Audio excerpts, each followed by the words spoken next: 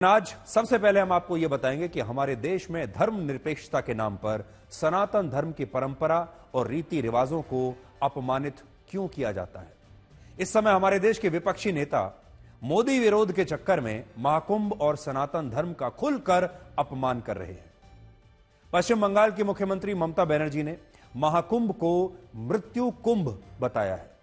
लालू यादव ने कहा है कि महाकुंभ फालतू है और इसका कोई महत्व नहीं है। समाजवादी पार्टी के नेता शिवपाल यादव ने कहा था कि महाकुंभ का आयोजन बीजेपी के प्रचार के लिए हो रहा है। कुख्यात अपराधी मुख्तार अंसारी के भाई और समाजवादी पार्टी के सांसद अफजाल अंसारी ने कहा कि महाकुंभ में करोड़ों लोगों के स्नान करने से अब स्वर्ग हाउसफुल हो चुका है और वो सनातन धर्म का मजाक उड़ा रहे हैं। इससे पहले कांग्रेस के अध्यक्ष मल्लिकार्जुन खड़गे कह चुके हैं कि गंगा नदी में डुबकी लगाने से गरीबी दूर नहीं हो सकती। और कर्नाटक के उप मुख्यमंत्री डीके शिवकुमार ने भी कावेरी नदी में स्नान करके लोगों से कहा कि अगर उन्हें स्नान ही करना है तो वो प्रयागराज न जाएं और कर्नाटक की ही कावेरी नदी में आस्था की डुबकी लगाएं। आज बड़ा सवाल यह है कि क्या जितनी आलोचना और जितना विरोध महाकुंभ का हो रहा है, क्या वैसा ही विरोध दूसरे धर्मों के धार्मिक आयोजन का हो सकता है? क्या यह संभव है? मुख्यमंत्री ममता बनर्जी हर साल इफ्तार पार्टी का आयोजन करती हैं, लेकिन क्या वो इफ्तार पार्टी के लिए वैसे ही शब्दों का प्रयोग कर सकती हैं जैसे शब्द उन्होंने महाकुंभ के लिए इस्तेमाल किए हैं? क्या लालू यादव भी महाकुंभ की तरह इफ्तार पार्टी को फालतू कह सकते हैं या किसी दूसरे धर्म के त्योहारों और उनकी परंपराओं का मजाक उड़ा सकते हैं? क्या ममता बनर्जी दूसरे धर्मों के त्योहार और परंपराओं के लिए इस तरह के शब्दों का प्रयोग कर सकती हैं? या क्रिसमस और ईस्टर वीक के आयोजनों पर हमारे देश के विपक्षी नेता उसी तरह की विवादित बातें कह सकते हैं जैसी बातें वो महाकुंभ को लेकर आजकल कह रहे हैं? मृत्यु कुंभ हो गेছে, मृत्यु कूपेर मतो आमी महाकुंभके सम्मान करी, आमी श्रद्धा जानाई, पवित्र गंगा माके आमी सम्मान करी, কিন্তু প্ল্যানিং না করে এত হাইপ তুলে এত লোকের মৃত্যু বললেন 30 জন, কথাটা কি সঠিক? কত ডেড বডি ভাসিয়ে দিয়েছেন নদীতে? বড় লোক আর ভিআইপিদের জন্য লক্ষ টাকার ক্যাম্প আর গরিব লোকেদের সাধারণ লোকেদের জন্য লাইনে দাঁড়ান 15 ঘন্টা 20 ঘন্টা দাঁড়িয়ে क्या क्या क्या मांग करेंगे कुंभ में सर? जिस तरह से भीड़ बढ़ रही है, अरे सब कुंभ का क्या कोई मतलब है? फालतू है कुंभ। 144 साल का जिक्र होता है। देखिए, अगर 144 साल का जो जिक्र हुआ है ग्रंथों में कहीं नहीं है। अगर कहीं है तो ये बताएं। तो केवल पीआर बढ़ाने के लिए इन्होंने इस तरीके का सरकारी धन का दुरुपयोग किया है, तो इनको इस्तीफा दे देना चाहिए। मान्यता है कि संगम तट पे नहा करके व्यक्ति पवित्र हो जाएगा, पाप धुल जाएगा। अगर पाप धुल जाएगा तो इसका मतलब आगे वैकुंठ में जाने का रास्ता खुल जाएगा। तो जो आलम दिखाई दे रहा है उससे तो लग रहा है कि नर्क में तो कोई बचे ही नहीं और उधर हाउसफुल हो जाएगा। ಪುರಾಣಗಳೆಲ್ಲ ನೀವು ನೋಡಿದ್ರೆ ಗಂಗೆ ಎಷ್ಟು ಪವಿತ್ರ ಇದೆಯೋ, ಗಂಗಾ ನದಿಗೆ, ಸರಸ್ವತಿ ನದಿಗೆ ಎಲ್ಲ ಇದೆಯೋ, ಯಮುನಾ ನದಿಗೆ ಅಷ್ಟೇ ಪವಿತ್ರತೆ ನಮ್ಮ ಕಾವೇರಿಗೂ ಇದೆ. ಸೊ ಅದರಿಂದ ಕಾವೇರಿಯ ಭಾಗಗಳಿವು. ಸೊ ಅದಕ್ಕೆ ಎಲ್ಲ ಜನ ಇಲ್ಲಿ ನೀವು ಅಲ್ಲೋಗಿ ಹೆಚ್ಚು ಕಮ್ಮಿ ಮಾಡ್ಕೊಳ್ಳೋದು ಬೇಡ, ಭಾಳ ಕಷ್ಟ ಇದೆ. ಎಲ್ಲ ಇಲ್ಲೇ ಬಂದು ತಮ್ಮ ಏನು ಬದುಕಿನಲ್ಲಿ ಏನೇನು ಪ್ರಾರ್ಥನೆ ಮಾಡ್ಕೊಳ್ಬೇಕೋ, ಪ್ರಯತ್ನಕ್ಕಿಂತ ಪ್ರಾರ್ಥನೆ ಫಲ ಸಿಗ್ತದೆ ಅನ್ನೋದ್ರೆ ನನಗೂ ಕೂಡ ನಂಬಿಕೆ ಇದೆ. ಸೊ ಬಂದು ಎಲ್ಲ ವ್ಯವಸ್ಥೆನ ಈಗ ಪ್ರಾರಂಭ ಮಾಡಿದ್ದಾರೆ, ತಾವೆಲ್ಲ ಉಪಯೋಗಿಸ್ಕೊಳ್ಬೇಕು ಅಂತೇಳಿ ನಾನು ನಮ್ಮ ರಾಜ್ಯದ ಕುಂಭಮೇಳಕ್ಕೆ अब बड़ा सवाल यह है कि हमारे देश के विपक्षी नेता महाकुंभ का इतना विरोध क्यों कर रहे हैं? इसके पीछे क्या कारण हो सकता है? उनकी क्या मंशा है? क्या उन्हें सनातन धर्म में विश्वास नहीं है? क्या इसके पीछे कोई और मंशा हो सकती है? तो इसका पहला और सबसे बड़ा कारण यह है कि महाकुंभ का आयोजन उत्तर प्रदेश के प्रयागराज में हो रहा है, जहां योगी आदित्यनाथ की सरकार है। दूसरा, इस विरोध का एक बड़ा कारण है प्रधानमंत्री मोदी, और मोदी का विरोध करते करते अब हमारे देश के नेता महाकुंभ और सनातन धर्म का भी विरोध करने लगे हैं। तीसरा कारण है करोड़ों लोगों की भीड़ जो महाकुंभ में इस समय आ रही है। महाकुंभ में अब तक देश भर के 55 करोड़ लोग आ चुके हैं, जबकि लोकसभा के चुनाव में बीजेपी और उसके सहयोगी दलों को 29 करोड़ लोगों ने वोट दिया था। 29 करोड़ वोट मिले थे और विपक्षी दलों को 27 करोड़ वोट मिले थे लोकसभा के चुनाव में, जबकि महाकुंभ में अब तक लगभग 55 करोड़ लोग स्नान कर चुके हैं और यही भीड़ इस समय पूरे विपक्ष को शायद परेशान कर रही है। चौथा कारण है मुस्लिम तुष्टीकरण। इन नेताओं को लगता है कि वो जितना सनातन धर्म की परंपराओं का विरोध करेंगे, देश के मुसलमान उतना ही खुश होंगे। ये उनकी बहुत बड़ी गलतफहमी है, ऐसा है नहीं। इसलिए हम उनसे ये कहेंगे कि राजनीति अगर करनी है तो देश से जुड़े विषयों पर करनी चाहिए, धर्म से जुड़े इस प्रकार के आयोजनों को राजनीति में नहीं लाना चाहिए। पांचवां कारण है हिंदुत्व की राजनीति, जिसकी सबसे बड़ी पोस्टर बॉय बीजेपी है। सबसे बड़ी जो पार्टी है जो हिंदुत्व के नाम पर राजनीति करती है, और इन्हीं सारे मुद्दों के कारण विपक्षी नेता महाकुंभ के आयोजन पर लगातार सवाल उठा रहे हैं। प्रयागराज एक ऐसा शहर है जो सनातन धर्म की परंपराओं से जुड़ा हुआ है। अब जो लोग महाकुंभ आ रहे हैं वो काशी विश्वनाथ भी जा रहे हैं, वो अयोध्या में राम मंदिर के दर्शन के लिए भी जा रहे हैं। यानी ये अगर पूरा सर्किट आप देखेंगे तो ये सनातन धर्म का और हिंदुत्व का सर्किट बन गया है। और विपक्षी दलों के नेताओं को यह चिंता है इस बात की कि जब देश के बड़ी संख्या में लोग इस सनातन धर्म के सर्किट से गुजरेंगे, जब इन जगहों पर जाएंगे, तो शायद वो बीजेपी के वोटर बन जाएंगे। बड़ी बात यह है कि महाकुंभ में अव्यवस्थाओं की बात करना गलत नहीं है। अव्यवस्था वहां पर है, बहुत लोगों को परेशानी हो रही है और हम हर रोज इसके बारे में आपको बताते हैं। गलत वो है जब इन अव्यवस्थाओं के नाम पर महाकुंभ और सनातन धर्म को निशाना बनाया जाता है। आप प्रशासन को कुछ कहना चाहते हैं, आप प्रशासन की आलोचना करना चाहते हैं, राज्य सरकार ने इंतजाम नहीं किए उसकी आलोचना करना चाहते हैं, लोगों को परेशानी हो रही है उसकी आलोचना करना चाहते हैं, तो जरूर विपक्षी नेताओं को पूरा अधिकार है, मीडिया को भी पूरा अधिकार है यह आलोचना करने का। लेकिन इस आलोचना के बीच में सनातन धर्म को नहीं लाना चाहिए, इस संस्कृति को बीच में नहीं लाना चाहिए। अब हम आपको प्रयागराज से एक ऐसी खबर दिखाएंगे जो आपको चिंता में डाल देगी, और वो खबर यह है कि क्या प्रयागराज में गंगा, यमुना और संगम का पानी प्रदूषित है, और क्या अब यह पानी नहाने के लायक भी नहीं बचा। सेंट्रल पोल्यूशन कंट्रोल बोर्ड ने 3 फरवरी को एनजीटी को अपनी एक रिपोर्ट सौंपी, जिसमें लिखा है कि संगम के पानी में खतरनाक बैक्टीरिया की मात्रा अब गंभीर श्रेणी तक पहुंच चुकी है। इस बैक्टीरिया को कॉलीफॉर्म और फेकल कॉलीफॉर्म कहते हैं। इसमें फेकल कॉलीफॉर्म का स्तर यह बताता है कि नदी के पानी में दूषित सीवेज की मात्रा कितनी है। जल शक्ति मंत्रालय के मुताबिक 100 मिलीलीटर पानी में फेकल कॉलीफॉर्म की मात्रा 2500 से ज्यादा नहीं होनी चाहिए।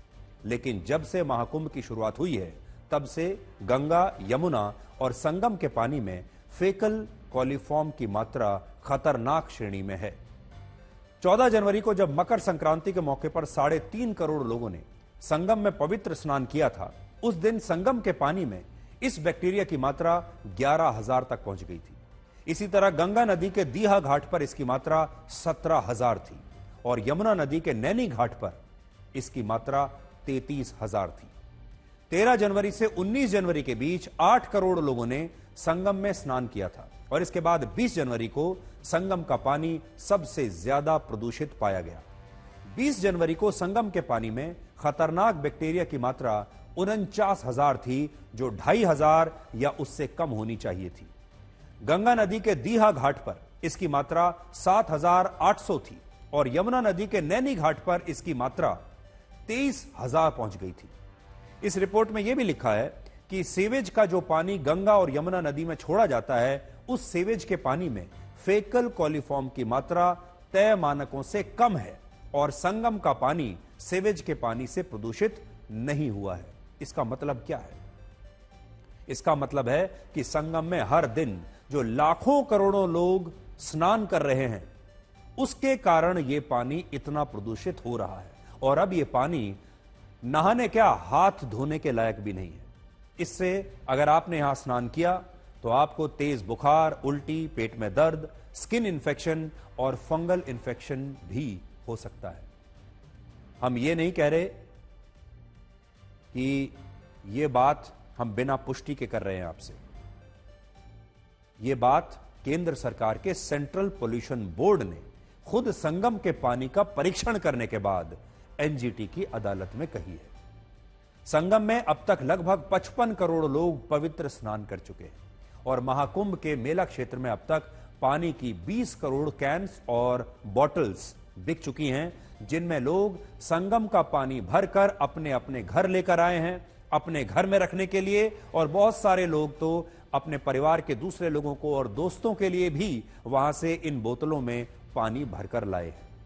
इसलिए अब सरकार को यह सुनिश्चित करना होगा कि जिस त्रिवेणी में स्नान करने के लिए लोग इतने कष्ट उठाकर वहां पर पहुंच रहे हैं, इतने संघर्षों के साथ ट्रेन और बसों की भीड़ में धक्के खाते हुए और कई कई घंटों के ट्रैफिक जैम में फंसकर लोग अपनी आस्था के लिए प्रयागराज पहुंच रहे हैं, उस संगम का पानी स्वच्छ और अविरल होना चाहिए। यह सरकार की जिम्मेदारी है और अगर यह रिपोर्ट सही है तो सरकार को इसके बारे में भी लोगों को पूरी जानकारी देनी चाहिए।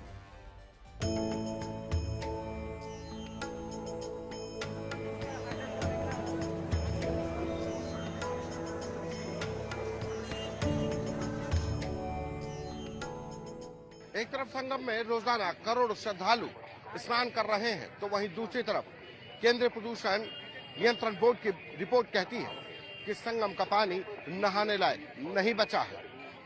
सीपीसीबी ने एनजीटी को दी अपनी रिपोर्ट में साफ तौर पर कहा है कि प्रयागराज के संगम के तमाम जगहों पर जो नमूने लिए गए वो इस बात की पुष्टि करते हैं कि यहाँ का पानी नहाने लायक नहीं है। और सबसे ज्यादा अमृत स्नान के मौके पर जब श्रद्धालुओं की संख्या बढ़ी तो ये पानी ज्यादा प्रदूषित हो गया। नेशनल ग्रीन ट्रिब्यूनल की 3 सदस्यीय बेंच इस गंगा और यमुना में सीवेज प्रदूषण को लेकर सुनवाई कर रही थी, जिसमें सीपीसीबी ने अपनी ये रिपोर्ट एनजीटी को सौंप दी है।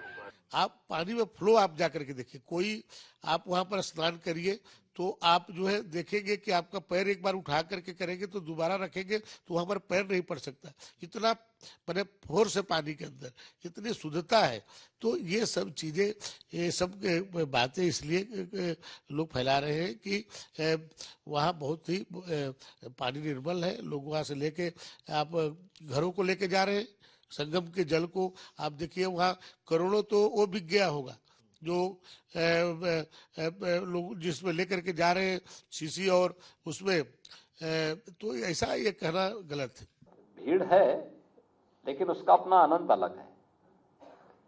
उस भीड़ के बीच से ही आनंद लेने की आवश्यकता है।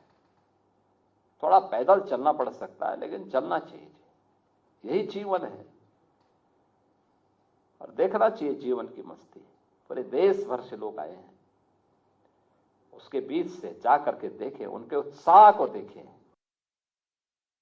इस रिपोर्ट और राजनीति के बीच महाकुंभ में हिंदू श्रद्धालुओं की भीड़ कम होने का नाम नहीं ले रही और अब भी ट्रेनों और बसों में हर रोज लाखों लोग प्रयागराज पहुंच रहे हैं और प्रयागराज जाने वाली सड़कों पर 15 से 20 किलोमीटर लंबा ट्रैफिक जैम अब भी लगा हुआ है। सबसे बड़ी बात यह है कि जितने भी लोग महाकुंभ में आ रहे हैं उनका कहना है कि वो तपस्या करके प्रयागराज पहुंच रहे हैं। ये जो कष्ट है, ये जो संघर्ष है, ये एक प्रकार की तपस्या है और उन्हें 15-15 किलोमीटर पैदल चलकर महाकुंभ पहुंचने में भी एक आनंद प्राप्त हो रहा है।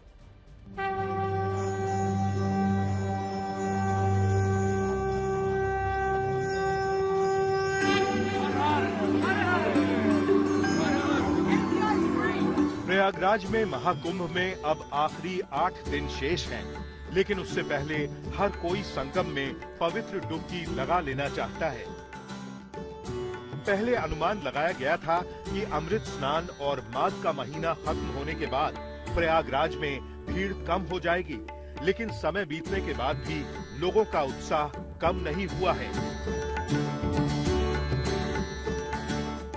अब तक करीब 55 करोड़ लोग महाकुंभ में स्नान कर चुके हैं और आस्था का ये सैलाब लगातार संगम तक पहुंच रहा है।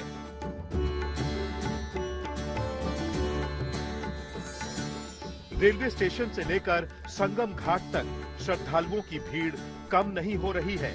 श्रद्धालु ट्रेन से, बस से, कारों से महाकुंभ में डुबकी लगाने लगातार पहुंच रहे हैं।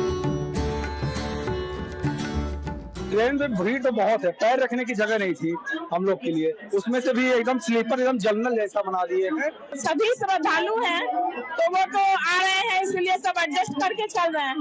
हम लोग बिहार से आए हैं, ट्रेन में तो काफी दिक्कत है। भीड़ तो बहुत है, अभी भी भीड़ है, अभी भी भीड़ कमने का नाम नहीं ले रहा है। प्रयागराज के संगम तट की तरफ आने और जाने वाले रास्ते इसी तरीके से पटे पड़े हैं। लोग रात भर चल रहे हैं।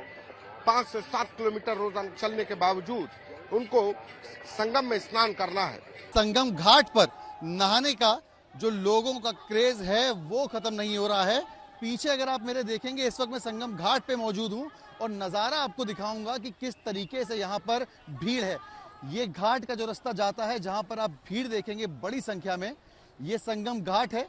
त्रिवेणी का संगम यहाँ पर होता है, जहाँ पर लोग जो हैं वो दूर दूर से नहाने आ रहे हैं। कि हमारे देश के अलग अलग कोने से सभी लोग आ रहे हैं, जिससे यहाँ की एकता का पता चल पा रहा है और ये भी जान पा रहे हैं कि यहाँ व्यवस्थाएं हैं। स्नान किया, बहुत फिर अच्छा कैसा लगा। जय गंगा मैया की जय हो। कुंभ में हाँ ये बड़ा क्रेज है। छोटे छोटे बच्चों को आप लोग कुंभ ला रहे हैं, दिक्कत नहीं, और इनको लेके तो काफी चलना पड़ रहा होगा। हाँ हुआ दिक्कत, कुछ भीड़ का सामना करना पड़ा। नहाने के बाद जो आनंद आया है उसमें लोगों का कहना है कि सब कुछ ठीक हो गया है। वीडियो जर्नलिस्ट शुभम शुक्ला के साथ सिमर चावला, प्रयागराज, आज तक। महाकुंभ को लेकर कितनी राजनीति हो रही है, महाकुंभ को लेकर लोग कितना संघर्ष कर रहे हैं, और महाकुंभ में संगम के पानी को लेकर जो नई खतरनाक चिंताजनक रिपोर्ट आई है, ये सब आपने देख लिया। ये हमारे देश का एक बहुत बड़ा मुद्दा है जिस पर हर रोज हम आपको लगातार अपडेट करते हैं। आज हम आपके सामने एक और बहुत महत्वपूर्ण मुद्दा, एक बहुत महत्वपूर्ण विषय लेकर आए हैं, जिसका सीधा असर आपके परिवार पर और आपके आसपास के समाज पर पड़ रहा है। और यह विषय है सोशल मीडिया पर फैल रही अश्लीलता के बारे में। एक यूट्यूबर हैं जिनका नाम है रणवीर इलाहाबादिया। यूट्यूब पर इनके 2.5 करोड़ से ज्यादा सब्सक्राइबर्स हैं और हमारे देश के लोग इन्हें सोशल मीडिया इन्फ्लुएंसर कहते हैं। इसका मतलब होता है एक ऐसा व्यक्ति जो सोशल मीडिया पर लोगों को इन्फ्लुएंस करता है, यानी उनकी सोच को प्रभावित करता है। हाल ही में इन्होंने माता पिता को लेकर एक बहुत ही अभद्र और अश्लील टिप्पणी की थी, जिसके बाद देश भर में इनके खिलाफ अलग अलग राज्यों में FIR दर्ज हो गई और कई शहरों में विरोध प्रदर्शन होने लगे। लोगों ने इनकी आलोचना करनी शुरू कर दी। इस यूट्यूबर के वकील सुप्रीम कोर्ट से देश भर में दायर की जा रही FIR के खिलाफ राहत मांगने के लिए आज गए। सुप्रीम कोर्ट में इनकी सुनवाई हुई, लेकिन इस सुनवाई के दौरान सुप्रीम कोर्ट ने इस मुद्दे पर कुछ ऐसी बातें कही हैं जो बहुत महत्वपूर्ण है और आज देश के हर परिवार को सुननी चाहिए। अगर आप भी अपने मोबाइल फोन पर आने वाले अभद्र और अश्लील कंटेंट से अब परेशान हो चुके हैं, तो आपको सुप्रीम कोर्ट की इन बातों को आज बहुत ध्यान से सुनना चाहिए। सबसे बड़ी बात सुप्रीम कोर्ट ने आज यह कही है कि अब समय आ गया है जब YouTube पर प्रसारित हो रहे कंटेंट को भी रेगुलेट करने के लिए सख्त कानून होने चाहिए, ताकि इस तरह का अश्लील कंटेंट आपके मोबाइल फोन के जरिए आपके परिवार तक, आपके बच्चों तक, युवाओं तक और समाज तक ना पहुंचे। असल में अभी हो यह रहा है कि इस कंटेंट को रोकने वाला कोई नहीं है और इस कंटेंट के लिए हमने सारे दरवाजे खोल रखे हैं। इस कंटेंट के लिए हमने एक ग्रीन कॉरिडोर स्थापित करके रखा हुआ है कि YouTube पर और सोशल मीडिया पर आज कोई भी व्यक्ति कितना भी बुरे से बुरा, अश्लील से अश्लील कंटेंट बना सकता है और वो सीधे आप तक पहुंच सकता है, उसे रोकने वाला कोई नहीं है। दूसरी बात, सुप्रीम कोर्ट ने इन यूट्यूबर्स से यह भी पूछा है कि अगर यह अश्लीलता नहीं है तो फिर अश्लीलता की लक्ष्मण रेखा क्या होनी चाहिए। वो आज सुप्रीम कोर्ट ने इस यूट्यूबर के वकीलों से पूछा कि आप ही बताइए कि अश्लीलता की असली परिभाषा फिर क्या होनी चाहिए। अगर यह अश्लीलता नहीं है तो फिर अश्लीलता क्या है। तीसरी बात, इस यूट्यूबर के जिन आपत्तिजनक शब्दों का जो इन्होंने इस्तेमाल किया था, उससे न सिर्फ माता पिता शर्मसार हुए हैं, बल्कि इससे परिवारों में बहन और बेटियां भी शर्मिंदा होंगी और पूरा समाज शर्मसार होगा, ऐसा सुप्रीम कोर्ट ने कहा है। और आपको भी यह बात बिल्कुल सही लग रही होगी कि जब इस तरह का कंटेंट आपके सामने आ जाता है, आपके मोबाइल फोन पर आता है, आपके बच्चों के फोन पर आता है, आपके घर में जो महिलाएं हैं, जो लड़कियां हैं, उनके मोबाइल फोन पर जब ये कंटेंट सीधा चला आता है, सारे दरवाजे खुलता हुआ, तो इससे हर किसी को शर्म आती है और सब लोग शर्मसार होते हैं, लेकिन उनके पास कोई चारा नहीं है। चौथी बात सुप्रीम कोर्ट ने कही, इस यूट्यूबर के दिमाग में गंदगी भरी हुई है और किसी के विकृत दिमाग की अश्लीलता को हल्के में नहीं लिया जा सकता, ऐसा सुप्रीम कोर्ट ने कहा है। सुप्रीम कोर्ट ने कुछ शर्तों के साथ इस यूट्यूबर की गिरफ्तारी पर तो रोक लगा दी, लेकिन इस मामले में दर्ज हुई एफआईआर और जांच को अदालत ने बरकरार रखा है। कहा है कि एफआईआर ऐसे ही रहेंगी और जांच भी चलेगी। सुप्रीम कोर्ट ने यह भी कहा कि इस यूट्यूबर को अपना पासपोर्ट पुलिस स्टेशन में जमा कराना होगा और यह अदालत की इजाजत के बिना अब विदेश नहीं जा पाएंगे। यह तो हमने आपको वो बताया जो आज सुप्रीम कोर्ट में हुआ है, और अच्छी बात है कि सुप्रीम कोर्ट ने आज इस विषय पर अपनी महत्वपूर्ण टिप्पणी की है जो आगे देश का रास्ता खोलेगी। लेकिन अब हम अपने मूल विषय पर आते हैं, और विषय है सोशल मीडिया पर फैल रही अश्लीलता का। क्या आप चाहते हैं कि सोशल मीडिया पर जो अश्लीलता फैल रही है, अब समय आ गया है कि इस पर कड़े कानून बनने ही चाहिए। सबसे पहले हम आपसे यह कहेंगे कि आपको इस तरह के लोगों को सोशल मीडिया इन्फ्लुएंसर्स कहना बंद कर देना चाहिए। इस प्रकार के लोग सिर्फ मशहूर होने के लिए और पैसा कमाने के लिए, व्यूज कमाने के लिए अश्लील कंटेंट बनाते हैं, और इनमें समाज और इस देश के करोड़ों परिवारों के प्रति जिम्मेदारी का कोई भाव नहीं होता। अब सोचिए, एक व्यक्ति जिसके पास करोड़ों में फॉलोअर्स हैं, उसके YouTube चैनल पर करोड़ों सब्सक्राइबर्स हैं, आप सोचिए कितनी जिम्मेदारी का काम है और कितनी जिम्मेदारी से ऐसे यूट्यूबर्स को अपनी बात कहनी चाहिए। लेकिन यह जिम्मेदारी का भाव इनके अंदर है ही नहीं। इनके अंदर यह समझ ही नहीं है कि इतने बड़े प्लेटफॉर्म को जिम्मेदारी के साथ समाज के लिए, लोगों के लिए, युवाओं के लिए कैसे इस्तेमाल किया जाता है। अगर हम इस यूट्यूबर को एक केस स्टडी मान लें आज आपके सामने, तो 31 वर्ष के ये यूट्यूबर मुंबई जैसे महानगर में रहते हैं, एक पढ़े लिखे और साधन संपन्न परिवार से आते हैं। इन्होंने इलेक्ट्रॉनिक इंजीनियरिंग की पढ़ाई की है, इलेक्ट्रॉनिक इंजीनियर है। इनके माता पिता मुंबई के मशहूर डॉक्टर्स हैं और इन्होंने मुंबई के एक ऐसे स्कूल से पढ़ाई की है जहां पर एडमिशन मिलना भी आसान नहीं है। बहुत बड़े स्कूल से पढ़कर ये आए हैं। सोचिए, इतने पढ़े लिखे परिवार से आने के बाद भी 31 साल की उम्र में इस यूट्यूबर के दिमाग में इतनी गंदगी आखिर कैसे भर गई। शिक्षा में कोई कमी नहीं है, परिवार में कोई कमी नहीं है, किसी प्रकार की कोई मजबूरी नहीं है, गरीबी में नहीं रह रहे हैं कि यह भी कह सकें कि पेट पालना मुश्किल हो रहा है। और फिर भी सोचिए, 31 साल की उम्र में कैसी गंदगी इनके दिमाग में भरी हुई है। इससे आप यह अंदाजा लगा सकते हैं कि ऐसे लोग भारतीय संस्कृति के पारिवारिक और सामाजिक मूल्यों के बारे में क्या सोचते हैं। बाहर से चाहिए कैसे भी दिखते हो, बाहर से इनके चेहरे पर कितनी भी गंभीरता आपको नजर आएगी, जैसे बड़ी ध्यान से, बहुत जिम्मेदारी के साथ कंटेंट बना रहे हैं, लेकिन उसके पीछे क्या सोच है वो इस बार पता चली।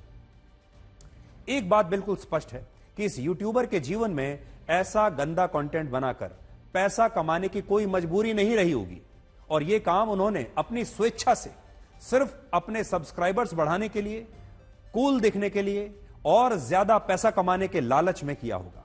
और इस तरह के यूट्यूबर को यह अंदाजा ही नहीं है कि यह ऐसा अश्लील और अभद्र कंटेंट बनाकर इस देश के करोड़ों छोटे छोटे बच्चों के दिमाग में वही गंदगी भर रहे हैं जो इनके दिमाग में है। और यह सब कुछ हो रहा है सब्सक्राइबर्स, व्यूज और पैसे के लिए।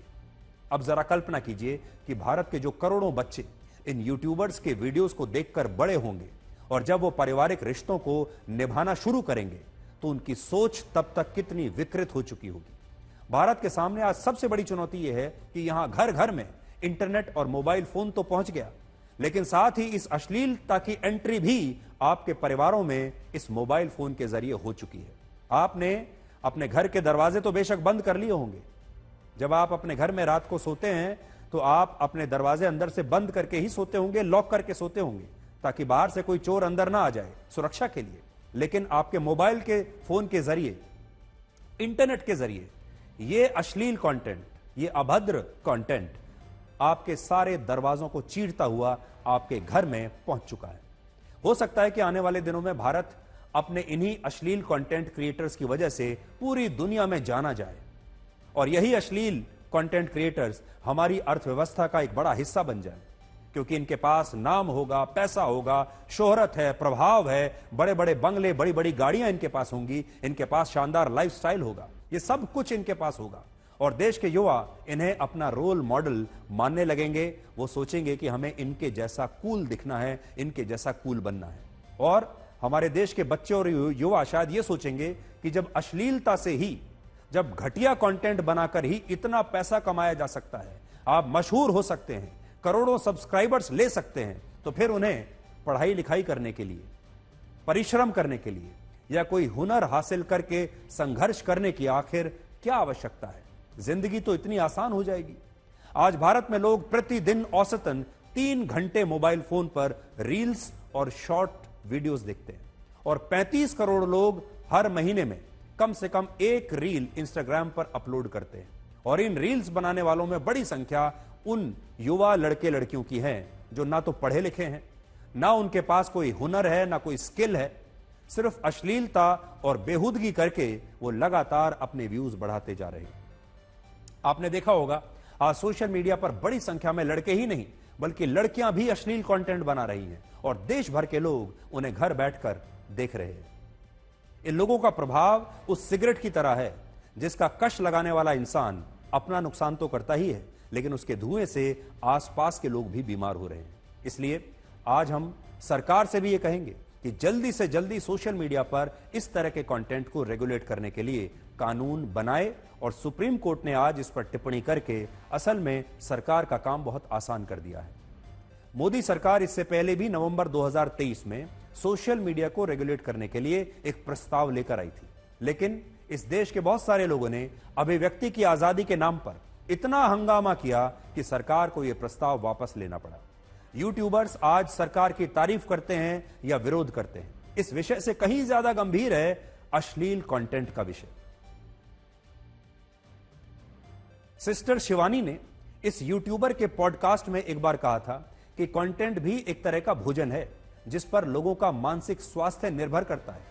जिस तरह जंक फूड और फास्ट फूड खाने से लोग शारीरिक रूप से बीमार हो जाते हैं, उनकी सेहत खराब हो जाती है, ठीक उसी तरह से गलत कंटेंट देखने से लोग मानसिक रूप से बीमार हो सकते हैं। और इसलिए जो लोग मानसिक रूप से मजबूत बनना चाहते हैं, उन्हें सबसे पहले यह तय करना होगा कि वो किस तरह के कंटेंट को देख रहे हैं और अपने दिमाग को किस प्रकार का भोजन खिला रहे हैं। इस यूट्यूबर ने व्यूज पाने के लिए सिस्टर शिवानी की इन बातों को तो बहुत इस्तेमाल किया, लेकिन खुद सिस्टर शिवानी की बात पर अमल नहीं किया। यहां पर आपको यह भी देखना होगा कि मेन स्ट्रीम मीडिया और सोशल मीडिया में कितना बड़ा अंतर है। आजकल आप बार बार सोशल मीडिया की बात सुनते रहते हैं। सोशल मीडिया इन्फ्लुएंसर्स, एक आपने देखा होगा न जाने कहां से एक बहुत बड़ी संख्या में लोग आए हैं जिनको हम सोशल मीडिया इन्फ्लुएंसर्स कहते हैं। मेन स्ट्रीम मीडिया में जो पत्रकार काम करते हैं वो देश और समाज के प्रति जिम्मेदार होते हैं। जो बड़ी बड़ी कंपनियां हैं, जो मीडिया कंपनियां हैं इस देश की, जो अखबार चलाती हैं, बड़े बड़े न्यूज चैनल्स चलाती हैं, वो अपने इंफ्रास्ट्रक्चर में पैसा लगाती हैं, इन्वेस्ट करती हैं, देश भर में रिपोर्टर्स को रखती हैं, बड़े बड़े सीनियर पत्रकारों को रखा जाता है, न्यूज रूम्स बनाए जाते हैं, उसके लिए खबर प्रसारित करने के लिए एक प्रक्रिया बनाई जाती है, सरकार के सभी दिशा निर्देश और कानून उन पर लागू होते हैं, और वो बहुत ही जिम्मेदारी से आपके लिए ऐसा कंटेंट बनाते हैं जिसे आप कहीं भी किसी के भी साथ देख सकते हैं बिना किसी संकोच के। लेकिन सोशल मीडिया में ऐसा नहीं है, क्योंकि सोशल मीडिया में कोई रेगुलेशन ही नहीं है। सोशल मीडिया का मतलब क्या है? सोशल मीडिया का मतलब है कि ये समाज का मीडिया है। सोशल मतलब समाज, और समाज का ये मीडिया है, और इस पर सिर्फ समाज ही कंट्रोल कर सकता है। इन यूट्यूबर्स को इतना बड़ा इन्फ्लुएंसर आज भारत के समाज ने ही बनाया है, और इन पर रोक भी हमारा समाज ही लगा सकता है। इसलिए आज से आप तमाम लोग खुद एक रेगुलेटर बॉडी बनकर सामने आइए। आपको खुद एक रेगुलेटर बनना होगा, और आपके घर में आपके बच्चे और बाकी लोग मोबाइल फोन पर क्या देख रहे हैं, सबसे पहले आपको खुद उसे रेगुलेट करने की कोशिश करनी चाहिए। इन लोगों को इन्फ्लुएंसर बनने से रोकना आपको चाहिए। जिस प्रकार से आप अपने बच्चों के लिए जब घर में खाना बनाते हैं तो अच्छे से अच्छा खाना बनाते हैं जो कि उन्हें स्वस्थ रखे।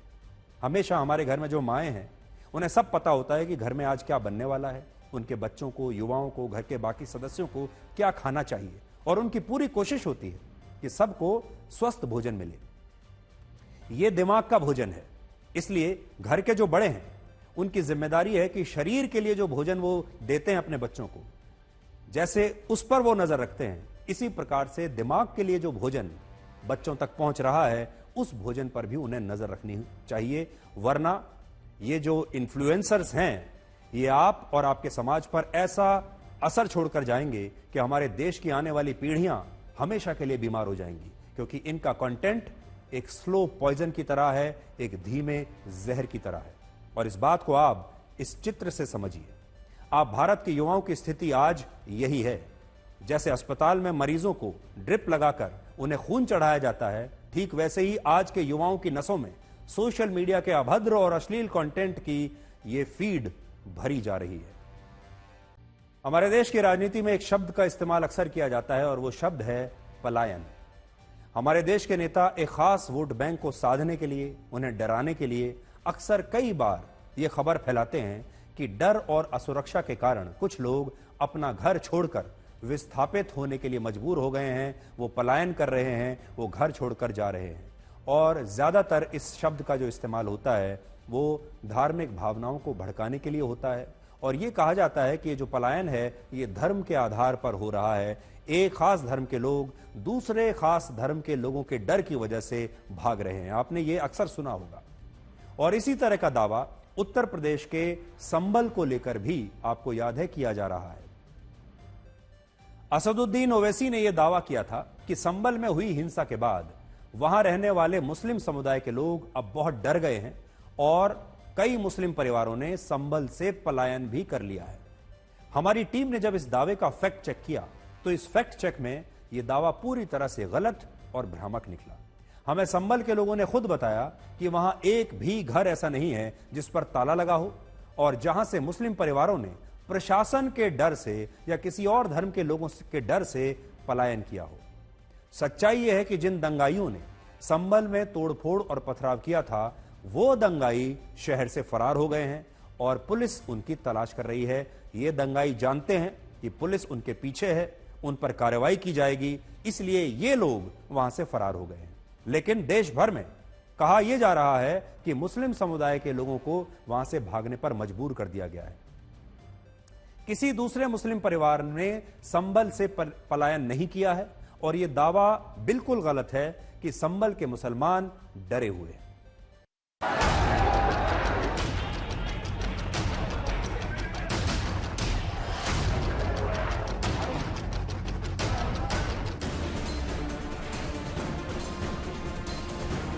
कुछ घटनाएं राजनेताओं के लिए गर्म तंदूर की तरह होती हैं, जिसमें वो अपनी राजनीतिक रोटियां सेक सकें। संभल में हुई हिंसा वैसी ही घटना थी। एआईएमआईएम के अध्यक्ष असदुद्दीन ओवैसी ने संभल को लेकर एक ऐसा झूठ बोला है जिसकी सच्चाई से अब वो भाग रहे हैं। ओवैसी ने एक्स पोस्ट पर लिखा कि संभल में डर और जुल्म का ऐसा माहौल बना दिया गया है कि वहां के मुसलमान शहर से पलायन करने को मजबूर हो गए हैं। अपनी इस एक्स पोस्ट के साथ उन्होंने एक न्यूज रिपोर्ट भी लगाई है जिसमें एक घर पर ताले की तस्वीर है। हमारी टीम संभल की उन गलियों में गई जहां 24 नवंबर 2024 को हिंसा हुई थी। आज उन गलियों में जनजीवन सामान्य है। बच्चे स्कूल जाने लगे हैं, दुकानें खुली हुई हैं, लोग अपने अपने काम में व्यस्त हैं। कहीं कोई डर का माहौल नहीं है। संभल में 24 नवंबर को जो हिंसा हुई उसके कुछ दिनों बाद जो है यहाँ जरूर ताले जो है नजर आए थे मकानों पर, लेकिन आज हम उसी इलाके में मौजूद हैं जहां इस पूरे इलाके में हिंसा हुई थी। लेकिन आज यहाँ पर क्या हालात है ये हम तस्वीरें आपको दिखाते हैं। देखिए ये वो इलाका है जिन गलियों में उस दिन भीड़ मौजूद थी, लोग चले गए, लेकिन आज यहाँ पर जो जनजीवन है वो सामान्य नजर आता है। लोग अपने अपने घरों के अंदर है। यहाँ आप देखेंगे तो इन गलियों में न इस तरीके की कोई परेशानी है, न कोई ऐसी दिक्कत नजर आती है। लोग सामान्य जनजीवन जो है यहाँ पर कहीं ना कहीं जी रहे हैं। और देखिए ये जो मकान है वो सीधे तौर पर जो खुले हैं और ना ही ऐसी कोई दिक्कत जो है यहाँ पर दिखाई देती है। यहाँ पर कोई नहीं गया है, सब यहीं पर है। क्या ऐसा कुछ है जो लोग यहाँ से नहीं, कोई नहीं गया, सबके घर खुले हुए हैं। हिंसा के बाद क्या कुछ ऐसा हुआ है? हिंसा के बाद कुछ नहीं, कोई प्रशासन कोई वो नहीं कर रही परेशान, इधर सब ठीक है। नहीं, ये गलत बात है। सारे मकान खुले हुए हैं, किसी का ताला नहीं है। 1000 से ज्यादा घरों में ताला लगने का दावा किया गया, लेकिन यकीन मानिए सच में ऐसा कुछ भी नहीं मिला। न घरों में ताले हैं, न ही लोग डरे हुए हैं, बल्कि जिन घरों में ताले हैं उनकी अलग कहानियां हैं। ये है वो घर। इसी घर की तस्वीर सोशल मीडिया पर पोस्ट करके ओवैसी झूठ फैला रहे हैं कि संभल के मुसलमान पलायन करने लगे हैं। अब इसकी सच्चाई सुनिए। कुछ घरों पर, मकानों पर ताले लगे होने की बात सामने आई है, लेकिन इसकी हकीकत क्या है ये हम देख सकते हैं यहाँ पर। देखिए यहाँ मकानों पर ताले तो लगे हैं, लेकिन इसकी वास्तविकता क्या है ये इसके लिए हमने यहाँ पर लोगों से बातचीत की। कुछ लोगों ने कहा कि यहाँ पर जो ताले लगे हैं वो सामान्य तौर पर ऐसा कुछ नहीं है, जो है लोग अपने कहीं बाहर चले गए हैं, वैसे गए हैं, किसी कामों से गए हुए। लेकिन यहाँ जो एक बुजुर्ग है उनसे पूछेंगे, क्या नाम है आपका? वसीम। वसीम जी, ये यहाँ इधर आकर के अगर आप जो दिखाएं जी, ये क्या है? ये और ये घर एक ही है, ये बैठक है उसकी, और ये लोग बाहर गए हुए शायद। ये इस वाले मकान पे जो ताला लगा? हाँ, दोनों ताले एक ही मकान के। और ये बाकी जगह पर? और ये तो है आदमी, यहाँ ताला नहीं, ये एक घर ही है। इसकी बैठक वो है ना, इसकी बैठक वो है, उसकी बैठक ये है। ये एक घर ये है, एक घर ये है। तो ये मकानों पर जो ताले लगने की बात जो कही, ताले कहाँ है? ताले हैं तो शादी भी जाएंगे तो ताले ही लगाएंगे ना। क्या पलायन वगैरह? नहीं, ऐसा कुछ नहीं है। हमारे यहाँ से तो कोई पलायन हुआ नहीं, इस मोहल्ले से खास तरीके से सब लोग हैं। अभी भी 8 दिन पहले भी ये लोग थे, समझे, कल या परसों ही निकले। संभल से फिलहाल वही लोग गायब हैं जिन्होंने 24 नवंबर को हिंसा की थी। पुलिस उन्हें खोज रही है, इसीलिए वो संभल से फिलहाल पलायन कर गए हैं। इस तरीके की जो भी बात है ये बेसलेस है। किसी भी प्रकार का कोई पलायन की स्थिति नहीं है। आप मार्केट में जा सकते हैं, मार्केट आराम से खुले हुए हैं, स्कूल्स हैं, बच्चे स्कूल जा रहे हैं सबके, और जो डेली टेम्पो ऑफ लाइफ है आराम से शांति से सभी का जीवन चल रहा है। लेकिन जो अपराधी जिनके द्वारा 24 नवंबर को विवादित धर्मस्थल पर जो घटना की गई थी, उन लोगों की वजह से अगर कोई व्यक्ति भगे हुए हैं तो उसमें पुलिस के द्वारा यही अनुरोध रहेगा कि आप सभी लोग आएँ, इन्वेस्टिगेशन में शामिल हों। अगर आप इनोसेंट हैं पुलिस आपको परेशान नहीं करेगी, अगर आप गिल्टी हैं तो आपके खिलाफ विधिक कार्रवाई सुनिश्चित की जाएगी। पलायन के दावे हमारे रियलिटी चेक में पूरी तरह से गलत साबित हुए हैं, लेकिन सवाल ये है कि असदुद्दीन ओवैसी संभल हिंसा को इतने दिनों बाद भी भुनाने में क्यों लगे हुए हैं। जहां तक सवाल है पलायन का, तो सच बात तो यह है कि पलायन करने का वक्त तो अब ओवैसी का आ गया है। ओवैसी साहब को चाहिए कि वो भारत से पलायन करके पाकिस्तान चले जाए, और ये गंदी सियासत भारत में ना करें। ये गंदी सियासत अगर करनी है तो ओवैसी साहब अपना पलायन करें और पाकिस्तान को रवाना हो जाए। अगर कोई आर्थिक संकट है तो उनके वीजा की व्यवस्था, टिकट की व्यवस्था, चार्टर्ड प्लेन की व्यवस्था कल्कि धाम की तरफ से करा दी जाए।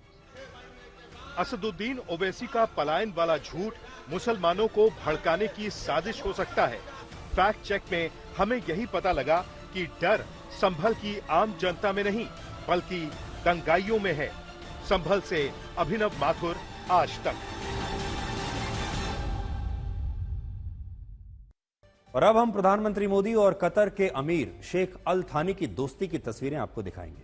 प्रधानमंत्री मोदी दुनिया के शायद अकेले ऐसे नेता होंगे जो न सिर्फ अमेरिका के राष्ट्रपति डोनाल्ड ट्रंप के खास दोस्त हैं, बल्कि उनके प्रतिद्वंदी रशिया के राष्ट्रपति व्लादिमीर पुतिन के भी उतने ही करीबी हैं, जो इजरायल के यहूदी नेता बेंजामिन नेतन्याहू के भी दोस्त हैं, और मुस्लिम देशों के नेताओं से भी प्रधानमंत्री मोदी की उतनी ही पक्की दोस्ती है।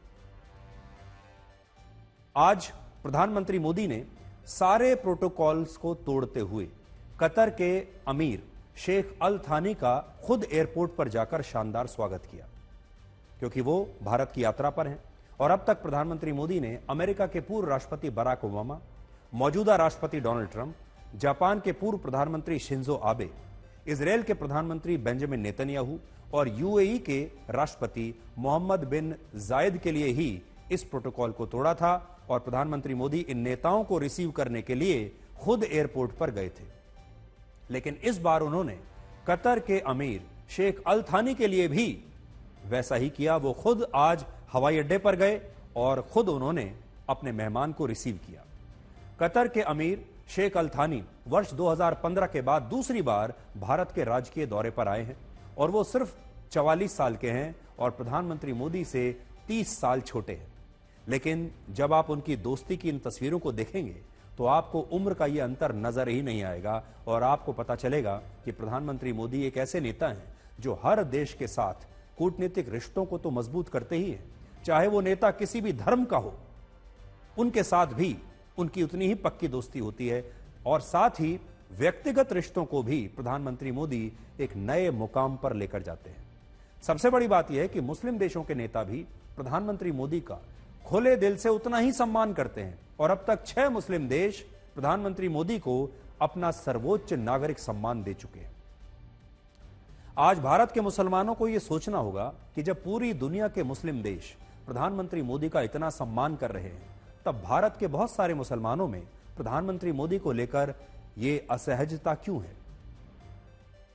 और क्या इसका कारण हमारे देश की अंदरूनी राजनीति है, जिसने एक गलत धारणा बना दी कि प्रधानमंत्री मोदी मुसलमानों को पसंद नहीं करते और मुसलमान प्रधानमंत्री मोदी को वोट नहीं करते, वो बीजेपी को वोट नहीं करते। सोचिए, अगर ऐसा होता तो क्या प्रधानमंत्री मोदी इस्लामिक देश कतर के अमीर शेख अल थानी को एयरपोर्ट पर लेने के लिए खुद जाते? और क्या मुस्लिम देश उनका इतना ही सम्मान करते?